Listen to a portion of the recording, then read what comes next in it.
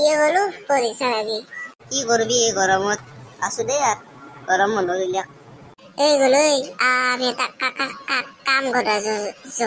কি কামে এই খুৰা তোর বাড়িত মস্ত মস্ত মস্ত আম লাগছে দুটামান চুর করে খাম যাও।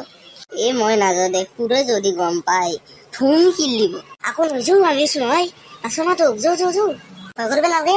যতে খাও কি মস্ত মস্ত আম লাগছিল নে খাও দেই তাহলে কি মস্ত মস্ত আম খাও দেই দুটামান।